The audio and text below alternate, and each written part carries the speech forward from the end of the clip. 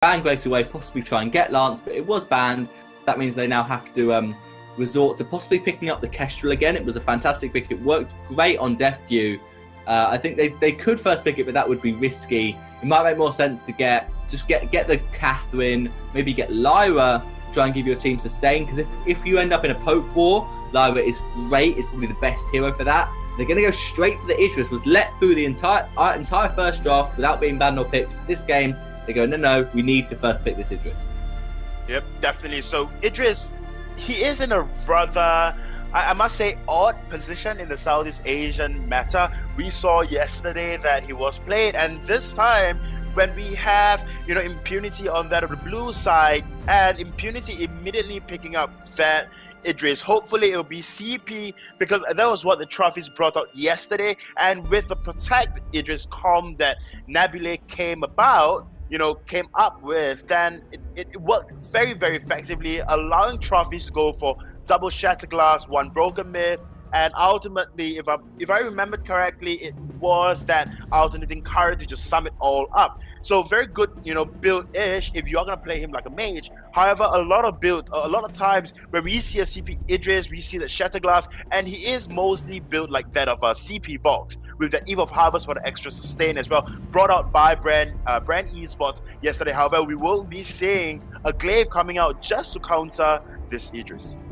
Yeah, Glaive picked up straight away. Probably going to be put in lane to try and pressure that Idris early game. And Glaive is seen as a counter to Idris, and he is if you can snowball early game. If you can't, then Idris late game will be far, far superior to you. So I think, Glaive has to go to lane, and the Lyra ban this time, just to make sure that they do not go through a double sustain comp with poke with the Glaive, because that will be quite hard for Idris to shred through.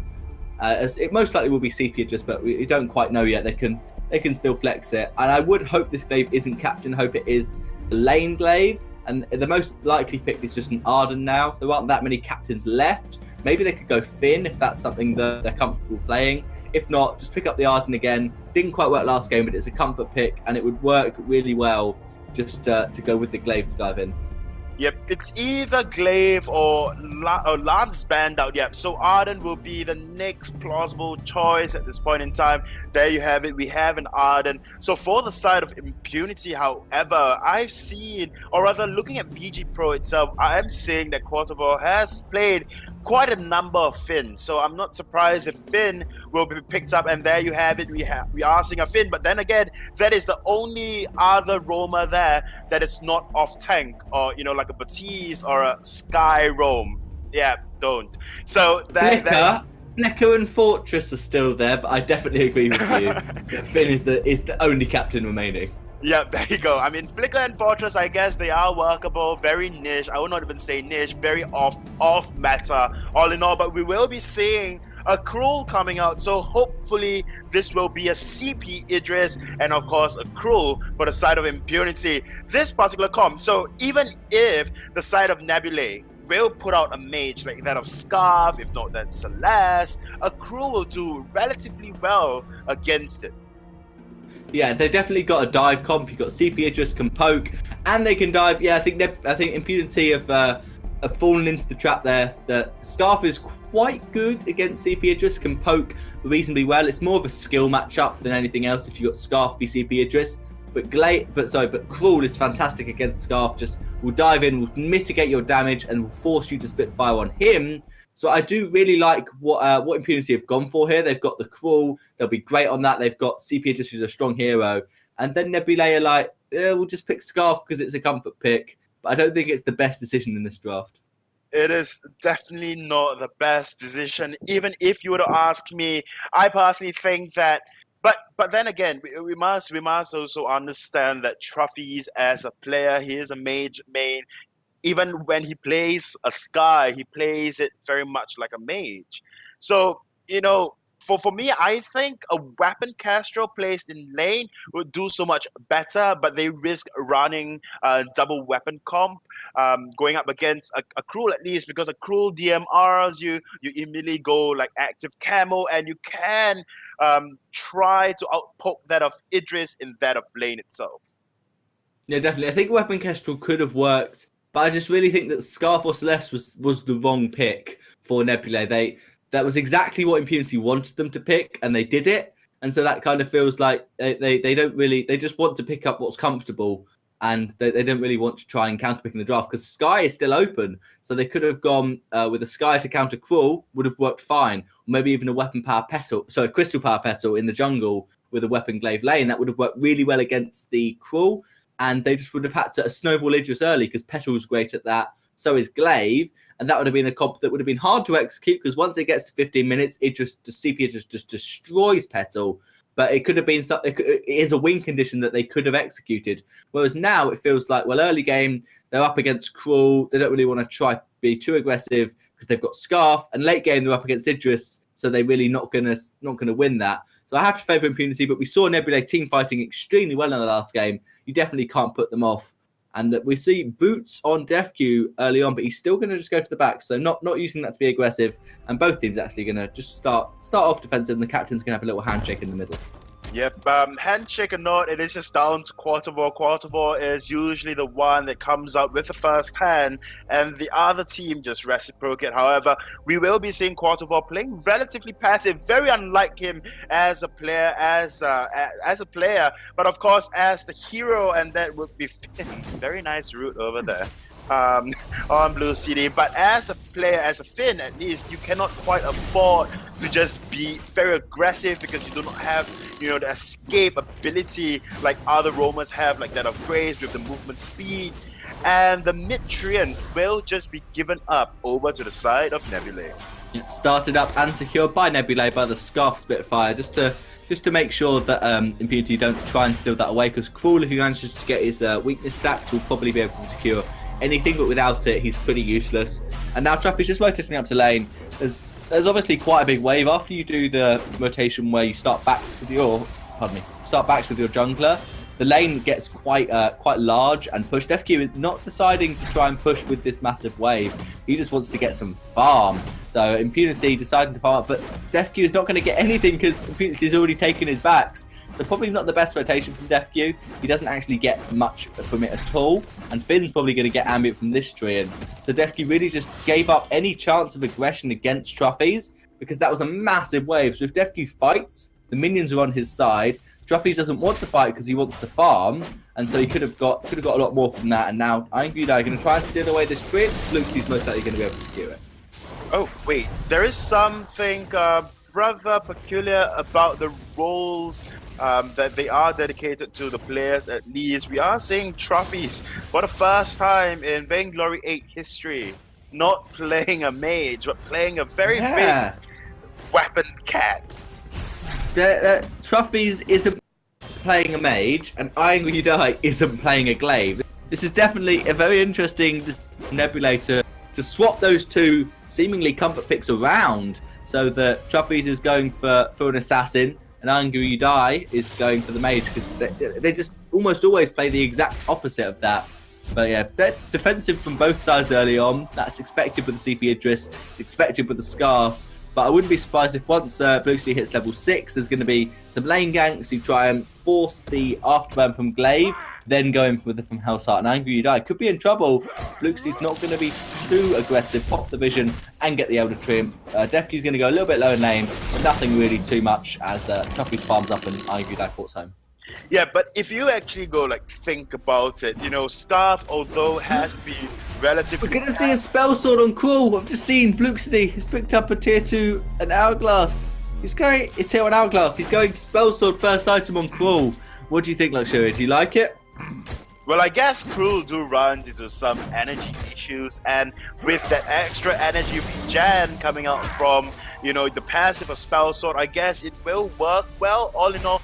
But the lack of burst from a DMR when you have your tension bow, and of course when you have your poison shave for that mortal wound, and of course that that extra life steal that you receive may hurt Blue City, but we just can only see what he can actually bring out with a spell sword on that of Cruel. But on my point, there you go, Impunity being very, very aggressive, putting out a lot of damage on that of Quartervore. Luke's rotating up, trying to get his Shadows Empower Me perk up.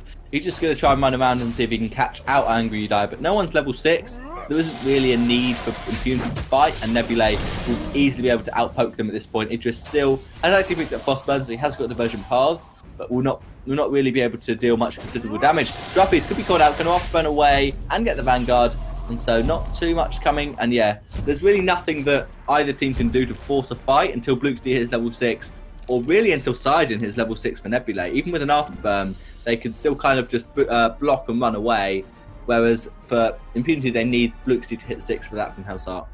Yep, Blue City definitely going for Spell Sword as the first item, holding on to 950 gold there. So, rather, I guess it's interesting all in all, but I saw as well in one of the gameplay when I was looking through history yesterday, I saw Blue City actually, there's going to be the afterburn onto DefQ, but not quite enough damage. The Spitfire is blocked by Quarter Bottom. DefQ will be alive. He has got his Shimmer Strike now, so he'll be able to play. If they do that afterburn again, he could try and just ultimate inside Quarter Wall when the afterburn comes through. It's a little bit hard to do. If you time it correctly, that's a pretty easy way to get away. Now Cruel has got the From Hell's Heart available, and obviously Truffies. So Angry Die has got the Dragon's Breath, which doesn't really do much at level 1. You need to wait till that level 3 Dragon's Breath until it does any considerable damage, and no one's going to fight once again. 5 minutes in, gold is dead even, and both teams are hoping that their late game is better. Paul's got his Spell Sword, going to work towards block next, so I'm really interested to see how this works, because it's not as much damage as Solar Blade, it's not as much utility as some other stuff. Truffy's going with the afterburn, and is able to secure the Elder Triumph. There's going to be a stun on Saijin, but the Dragon's Breath coming through, not going to do that much work, but Quarter Bot is being chunked down. Truffy's needs a little bit more damage to secure the kill, but Truffy's manages to fountain himself and get away. Both fountains used, both teams backing off. Yep, and I was about to say as well, yesterday, if I'm not wrong, when I was going through the pro player history of Blue City, I think, if I remember correctly, sorry Impunity if I got this wrong, but I think Blue City was the one that went with a 2-spell sword on a weapon Kestrel. It's either it's Blue City or DefQ. I found it rather interesting, so I'm not surprised as to. I mean, all in all, Spell Sword is it's an item that has not been put into much use, although it has got an incredible passive. All in all, and it's the second most damaging item. So yeah, there's going to be a lot of damage onto Saijin. He's actually falling low. Has not quite got the fountain for another 20 seconds, so he's going to have to back off. And once again, we're just seeing a bit of aggression, and then everyone's like, nah, we don't want to go too deep, let's just back off, let everyone farm up, let's get to late game power spikes. But Bluxty's going to try and change that. Truffy's after run away and punt him back. Very defensive from Nebulae, and they could possibly lose a bit of damage on this tier 1 turret if Impunity wants to try and siege it. Instead, they're going to try and steal away some farm. Angry Die unable to secure his mid-treant, and now DefQ is waiting in the bush, going to be flared out, and Truffy's taking a lot of poke. Vanguard will be enough, but no, they're going to use the fountain just to keep him, make sure he's alive. Pump back a minion for CS. Now Angry Die is going to have to rotate up to lane. Nope, Impunity don't want to push it. They want to get the gold mine instead. The Crawl's going to solo that while DefQ's just trying to keep Nebulae at bay. And Saijin doesn't expect anything, so Crawl's probably going to be able to get this for free. But will DefQ fall in return? And Nebulae, I think they think Crawl's going to be farming his back, so that would make a lot of sense. And so they're going to try and push the wave in. And I think this will be free for Bluxty. Nope, afterburn onto DefQ. Will he fall? One more basic from Truffies. Will secure the kill. Actually, no, it's Saijin with the Vanguard that gets that. And now Nebulae up into lane. They aren't going to try and push it, so that is a free gold mine for Crawl. Free gold lead going to be pushing into Impunity's favour. Oh, wow. I mean, you say free gold lead, but it is just down to 500 gold, actually 18,000 over to the side of Nebulae with 17.6 thousand gold. So not an incredible gold lead, to be honest, and I was chuckling and I was laughing inside because of how incredibly slow that gold mine was taken and how oblivious the entirety of Nebulae was to the gold mine being taken. I mean, granted, DefQ was a very, very enticing and, tempting bait that was in lane alone. So I guess, going for DefQ was, all in all, the good choice at a point in time for Nebulae, but had they have got a little more vision, then they'll definitely spot out the fact that Blue City was just taking a gold mine, and the fact that Quartervore has always been in lane since minute 1 and suddenly disappearing. I think Nebulae should have actually just found out or spot out that gold mine was being taken. Yeah, it definitely was interesting that they didn't even think of it as an option for try and solo that. They were expecting just be farming his jungle, and they probably thought, take us back, because he'll be up in lane soon, and he just wasn't. Yeah, Defke with a broken myth second item already completed, whereas Irongu Dai obviously in the jungle only Frostburn. And so it's really good for Impunity that their Crystal Mage is far ahead, and Trophies has actually got Tension Bolt and Soul Blade, and he's working towards Shiv, weirdly enough, to try and counter the Crawl, but he hasn't got any defense. This CP is just going to shred through him very, very quickly if he doesn't build up at least tier one shield, because you kind of need that against an Idris. And if Luke's quite by a scout trap, there's going to be a little bit of poke and buying Green Eye. That is a horrible goop placement. Luke's using the Neban's Rush at the exact wrong time for Iron You Die. But the tier 1 turret taken by Trophies so easily, and of course he's Glaive with enough. He hasn't got a block, so if the Force to Cord did come through from Court d'Ivoire, he would be in trouble, but he has an afterburn. So that was well played by Nebulae. A little bit of a bait and switch, and they get the tier 1 turret, so the gold just barely in their favour. Once again, it's just dead even. It is dead even, and I must say in that team fight alone, very good play coming out from Trophies, opting to not join his team in that team fight and just push on with this turret. And I must say, and this game is rather stagnant, so they are definitely vying for the late game, and it's just down to who has got a better late game. But the amount of damage coming out from the Chakram is just not as terrifying as opposed to when you have a CP Idris and you just push your advantage in that early game. However, maybe Impunity will be looking for a team fight.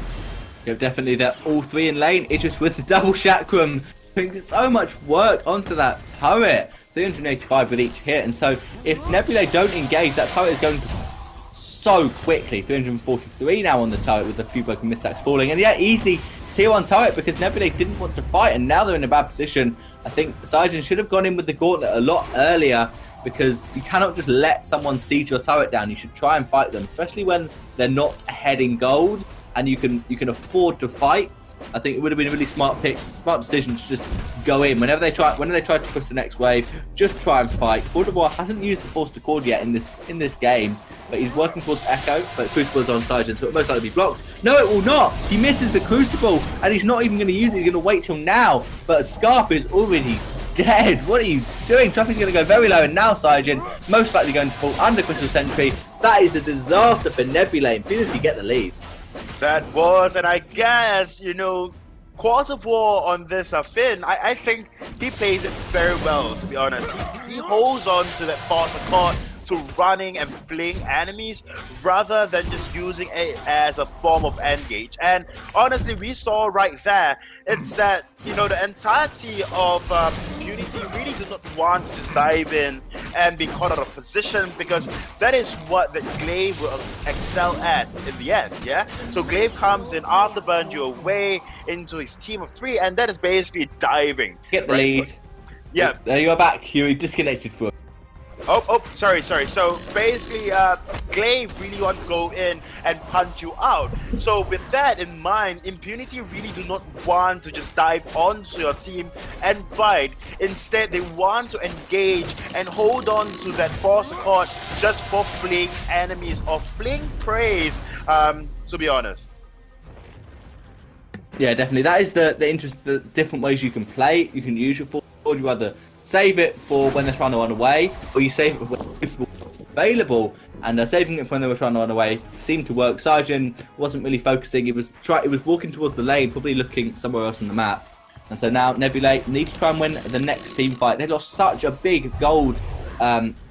They lost so much gold because of that team fight. They went down about 4k after being dead even because of the tier 2 turret being gone and the gold mine. Now Echo's being picked up by Court d'Ivoire. We expect that to be on the Force to Cord, because if Iron You Die gets pulled in, then he's probably going to die very quickly. Same with Trophies, actually. Trophies going completely glass cannon, going 4 damage items and no defense, which is very different on the Glaive. You normally see Glaive go 2, maybe 3 damage items, but get yourself an Atlas, get yourself an Aegis, just tank up. What do you think about this build from Trophies? Well, a mage glaive. I mean, I've seen glaives that play like this before. They just want to rush the damage item, and at the last item that will keep them safe, they will just rely on the slumbering husk. But honestly, looking over at the side of Impunity, they definitely have got, you know, better item building decision. All in all, as a team, you see DevTube that Aegis going for that 4th damage item, whereas you see Blue City already having that Atlas, that Aegis as well, and of course, not really caring much about the amount of defense he has, but how much sustain in terms of how long he can stay in team fight. And that really just explains as to why he opted for that spell sword rather than a tension bow and the poison shift. Sajin is out of position a little bit, Finn, using the Echo. Force to Corpus actually missed. There was no block used, and that is another Force to Corpus. Missed the block by Sajin. Gauntlet comes down, stunning up Fluxty, but Angry Die is so low on the backline, he does not quite fall, but Trophies will, and so will Angry Die with the From Hell's Heart fade away for the ace, and Impunity once again are going to take another turret, and possibly even a second. They're not going to try and win, are they, Luxury? They're only 15 minutes into the game. Well, I mean, they have got the damage to win, and they have the amount of tank required if they ran out of minions, and there you have it. The second game will go over to Impunity. They're onto the vein, they're trying it. Fluxty's going to be able to get this, and that is game, as you said, to Impunity. Break that one down, Luxury. What happened to Nebulae? Well, honestly, Nebulae just allowed Impunity to just farm up way too much, and with the amount of damage that Trophies really is building, he could have just easily went on top of DevTube. He had so many opportunities, and of course, Angry Die on this Scarf as well. What Scarf really excels